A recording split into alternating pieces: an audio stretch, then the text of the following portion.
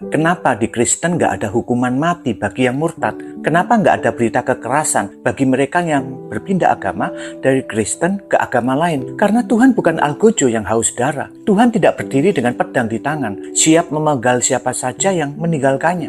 Tuhan bukan pemimpin diktator yang memaksa manusia untuk taat dengan ancaman kematian.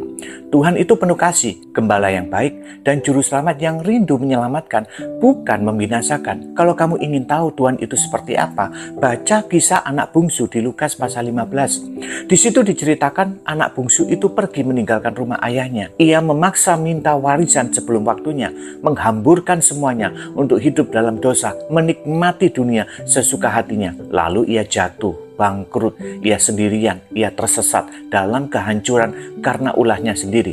Kalau kita yang jadi orang tua, mungkin kita akan berkata, rasakan lu ya, anak durhaka, anak kurang ajar, kapok mukapan.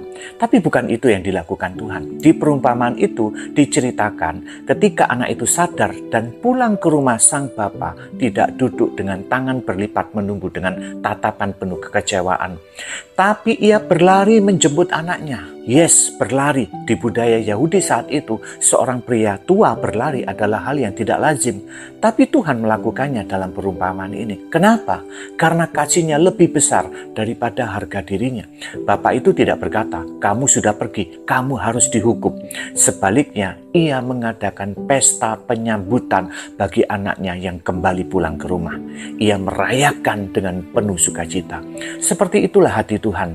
Lalu gimana dengan mereka yang memilih tidak mau kembali? Apakah Tuhan memburu mereka untuk dihukum?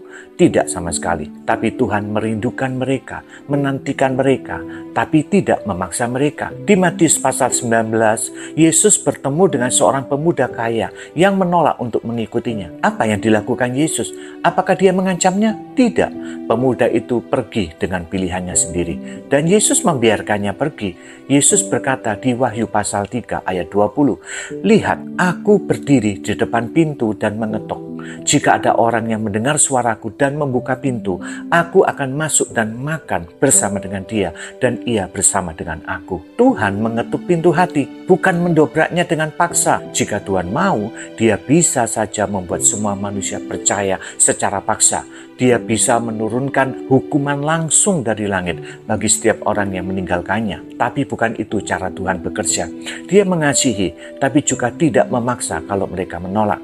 Hukuman bagi orang yang murtad dalam kekristenan bukanlah eksekusi di dunia ini. Hukuman sejati adalah keterpisahan dari Tuhan, sang sumber kehidupan. Bukan karena Tuhan mengusir mereka, tapi karena mereka sendiri yang memilih untuk menjauhinya. Jika video ini mampir di berandamu, ini gak kebetulan. Tapi Tuhan sedang mengetuk pintu hatimu. Terserah apakah kamu mau membukakannya dan mempersilakan Yesus masuk ataukah tidak. Pilihanmu menentukan kekekalanmu. Amin.